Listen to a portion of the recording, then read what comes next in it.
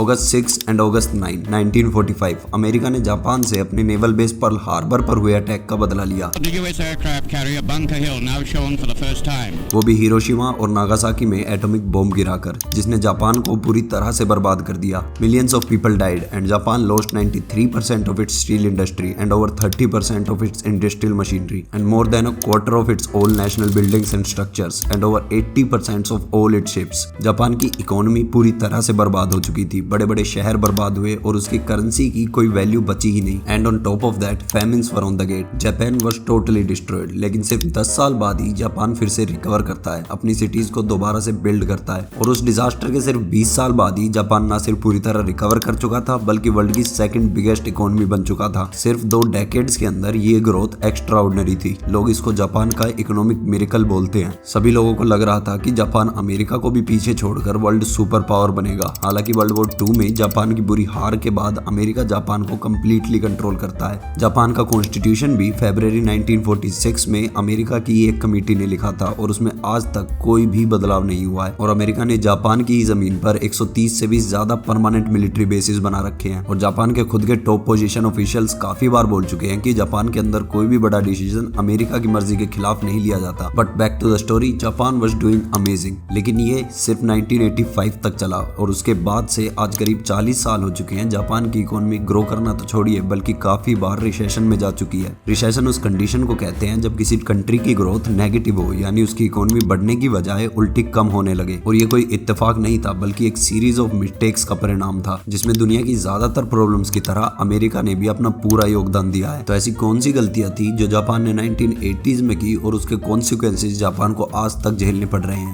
और most important, India आज के समय उन गलतियों से क्या सीख सकता है। जापान की पोस्ट वर्ल्ड वॉर 2 की मिरेकुलस ग्रोथ के पीछे एक सिस्टम का सबसे बड़ा हाथ था, जिसको बोलते हैं कायरेत्सु सिस्टम, जिसका लिटरल मीनिंग होता है हेडलेस कंबाइन। और ये एक नेटवर्क को बोला जाता है जिसमें कुछ कंपनीज जो कि वैसे तो एक दूसरे से बिल्कुल इंडिपेंडेंट है, लेकिन वो अलायंस बनकर एक दूसरे को R&D, सप्लाई चेन्स, इन्वेस्टमेंट्स, हर चीज में मदद करती है। और क्योंकि इस सिस्टम में बैंक से लेकर इंडस्ट्रीज और शिपिंग कंपनीज सभी का अलायंस होता है, तो वो ये सभी एक दूसरे को मदद करती है ग्रो होने में। और गवर्नमेंट भी कायरेत्सु सिस्टम को सपोर्ट करती है, क्योंकि इससे बाहर की कंपनीज के लिए जापान में आकर जापान की कंपनीज को टक्कर देना बहुत ही ज्यादा मुश्किल हो जाता है। और इसी की मदद से जापान, जो post world war 2 labour intensive products manufacture करता था, जैसे कि टॉयज और टेक्सटाइल्स, वो कुछ ही सालों में नंबर 1 एक्सपोर्टर बन गया steel, ships, optical goods, automobiles और कंज्यूमर इलेक्ट्रॉनिक्स का। और वहां की Sony, Panasonic, Sharp, Mitsubishi, Toshiba, Hitachi, Fujitsu और टोयोटा जैसी कंपनीज पूरे वर्ल्ड में डोमिनेट करने लगी। और गवर्नमेंट ने इन कंपनीज को सपोर्ट किया विंडो गाइडेंस के जरिए। साधारण भाषा में बोला जाए तो गवर्नमेंट को अगर किसी सेक्टर को प्रमोट करना है, तो मान लो गवर्नमेंट को लगता है कि ऑटोमोबाइल सेक्टर जापान का पूरे वर्ल्ड में डोमिनेट कर सकता है, तो गवर्नमेंट इस सेक्टर्स में आए नए स्टार्टअप्स और इवन एस्टेब्लिश्ड कंपनीज को इन्वेस्टमेंट्स में मदद करती है। और बैंक्स भी क्योंकि कायरेत्सु सिस्टम्स का ही हिस्सा थे, तो इन कंपनीज को क्रेडिट या लोन मिलने में भी कोई मुश्किल नहीं होती। और इसी के साथ जापान की गवर्नमेंट ने टैरिफ्स और टैक्सेस को भी 30% से कम कर दिया। अब टैरिफ्स वो टैक्सेस हैं जो कि किसी भी इंपोर्टर को देश में कुछ इंपोर्ट करने पर गवर्नमेंट को देना पड़ता है। और इसके कम होने से जापान के बिजनेसमैन दूसरे देशों से रॉ मटेरियल या फिर न्यू टेक्नोलॉजी वाली मशीनरी को आसानी से इंपोर्ट कर सकते थे। So the growth of Japan in 1960s और 70s was not a miracle, it was the keiretsu system.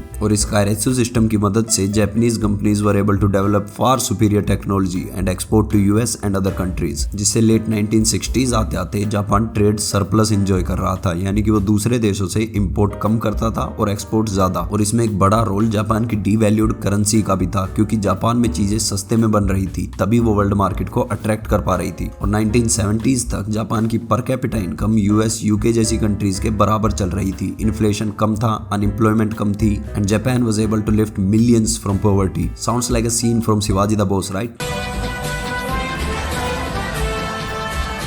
Technology innovation के मामले में भी जापान सबसे एडवांस नेशन बन गया था। क्राइम रेट्स लो होते जा रहे थे और जापान में वेल्थ दुनिया में सबसे ज्यादा इवनली डिस्ट्रीब्यूटेड थी। लेकिन सितंबर 1985 में USA, Germany, France, United kingdom और जापान के प्रेसिडेंट्स और बैंक लीडर्स ने न्यूयॉर्क के प्लाजा होटल में एक मीटिंग रखी और उन्होंने डिसाइड किया कि डॉलर बहुत ज्यादा स्ट्रॉन्ग हो रहा है और अगर इसको थोड़ा स्लो करके बाकी एक्सपोर्ट हैवी कंट्रीज जैसे जर्मनी और जापान अपने डोमेस्टिक मार्केट को बढ़ाएंगी और अपनी करेंसी को डॉलर के अगेंस्ट स्ट्रॉन्ग करेंगी, जाएंगी तो ये सभी के लिए अच्छा होगा। और ऐसा ही हुआ भी। जापान ने अगले कुछ सालों में यूएस पर अपनी डिपेंडेंसी कम की और जापान ने बाकी कंट्रीज में अपने एक्सपोर्ट्स को बढ़ाया और जापानीज येन ने 1886 के लास्ट तक डॉलर के अगेंस्ट 30% वैल्यू गेन कर ली। और सुनने में काफी अच्छी चीज भी लगती है। अगर इंडियन रुपी की वैल्यू बढ़ जाए और $1 बस 35 रुपीज का आ जाए तो मोदी जी 2024 का इलेक्शन 400 सीट से जीतेंगे। इस सज्जन को क्या तकलीफ है भाई? लेकिन जापान की एक्सपोर्ट हैवी इंडस्ट्री के लिए यह खुशी की बात बिल्कुल नहीं थी, क्योंकि जितनी ज्यादा आपकी करेंसी की वैल्यू होगी उतने ही एक्सपेंसिव आपकी मैन्युफैक्चरिंग होगी और उतना ही वो इंटरनेशनल मार्केट को कम अट्रैक्ट कर पाएगी। So a strong currency is not necessarily good for everyone. और इससे जापान के एक्सपोर्ट्स काफी तेजी से कम हुए, जिसको इवन करने के लिए जापान ने डोमेस्टिक परचेजिंग को बढ़ाने की कोशिश की and in order to do so they injected truckloads of money in Japanese market, जिसके लिए जापान में इंटरेस्ट रेट्स को ड्रास्टिकली रिड्यूस किया गया। और जब इंटरेस्ट रेट्स कम हुए तो businesses, investors they all went crazy. Corporations ने हाउसिंग प्रोजेक्ट्स, मेंशंस, बिल्डिंग्स इतनी तेजी से खरीदनी शुरू की कि रियल एस्टेट मार्केट सिर्फ 1-2 साल में ही 300 to 400% ग्रो हो गया। और प्रॉपर्टीज के अलावा लोगों ने पैसा डाला स्टॉक मार्केट में और 1985 से 1990 तक सिर्फ 5 साल में जापानीज स्टॉक मार्केट 167% से ग्रो हुई एंड ओवरऑल जापानीज इकोनॉमी भी 5% से ग्रो कर रही थी हर साल। तो जैसा कि आप और हम भी अभी समझ गए होंगे, this was too good and too fast, so it was not sustainable at all. लेकिन जापानीज गवर्नमेंट को ये थोड़ा लेट समझ आया कि उन्होंने स्टॉक मार्केट और रियल एस्टेट में एक बबल बना दिया है और अपनी गलती सुधारने के लिए उन्होंने इंटरेस्ट रेट्स को दोबारा से बढ़ाना शुरू किया 1989 में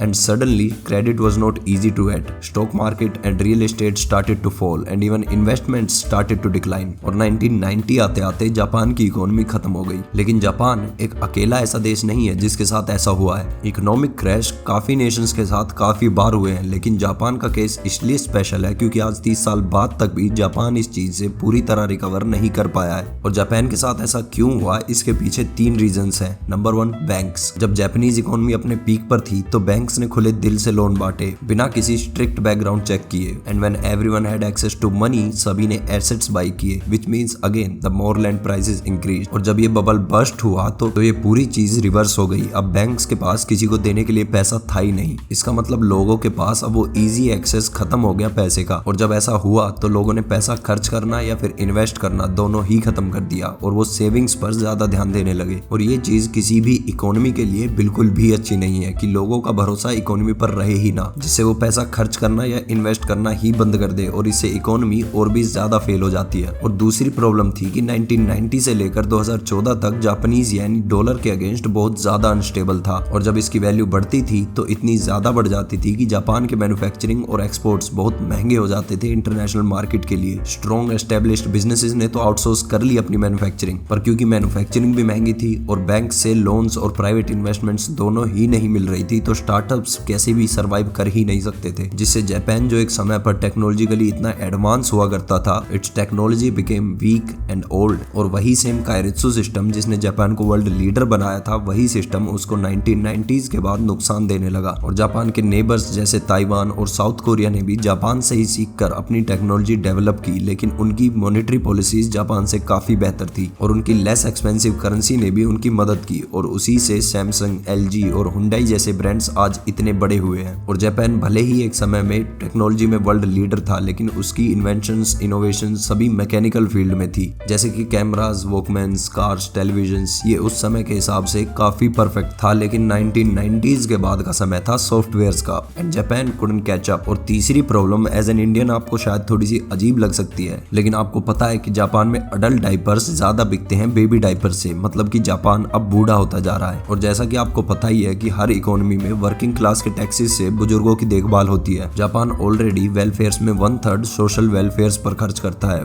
और उसका बड़ा हिस्सा जाता है to take care of its elders. Japan की 1/4 पॉपुलेशन की एज 65 से ज्यादा है और ये प्रॉब्लम जापान के एक सेगमेंट के लोगों ने और भी ज्यादा बढ़ा दी है, द लोस्ट जनरेशन। जापान के इकोनॉमिक बूम के टाइम पर जापान के ग्रेजुएट्स के लिए एक बहुत ही अच्छा हायरिंग प्रोसेस होता था। ग्रेजुएटिंग सीजन ही जापान में हायरिंग सीजन भी होता था और जो हर साल चलता था। सभी ग्रेजुएट्स एक एप्लीकेशन फॉर्म फिल करते थे हायरिंग सीजन में और उनमें से सबसे बेस्ट लोगों को काइरित्सु कंपनीज डायरेक्ट हायर कर लेती थी। लेकिन जिस कंपनी में आप सिलेक्ट हुए हो उसको आपको पूरी लाइफ के लिए लॉयल्टी देनी पड़ती थी, मतलब उस कंपनी को छोड़कर आप कोई और और कंपनी नहीं ज्वाइन कर सकते। सो it was not the best system in the world, but at least all Japanese were getting a job and starting a family and get settled. लेकिन जब इकोनॉमिक क्रैश हुआ तो टॉप कंपनीज ने भी अपनी हायरिंग ड्रास्टिकली ड्रॉप कर दी, और जिसकी वजह से जापान के बहुत से लोग अनएम्प्लॉयड हो गए and they couldn't start a family either. और less family means less young people to replace old generation and less new ideas and less new innovations and the list goes on. And this also means less expenses like mortgage, child care, health care. और जैसा कि हमने पहले देखा, when less people spend and invest, economy goes in coma. And unfortunately, at least 1.2 million people aged 40 to 59 still live with their parents in Japan. As Indians, it's natural and good for us, but in Japan, that means less people are actually starting a family. And now comes a crucial part. तो उससे मेरा क्या फायदा? मुझे क्या मिल रहा है? मुझे क्या दे रहा है कोई? फर्स्ट ऑफ ऑल, कभी भी अमेरिका जैसे नेशन के इन्फ्लुएंस में आकर कभी भी अपनी इकोनॉमिक पॉलिसीज को ड्रास्टिकली चेंज नहीं करना चाहिए। और सेम इकोनॉमिक पॉलिसी जो एक समय पर आपके लिए बहुत ज्यादा अच्छी हो सकती है, वही फ्यूचर में आपके लिए बेकार भी हो सकती है। क्योंकि जैसा भगवत गीता में श्री कृष्ण ने कहा है, change is the only constant thing in life.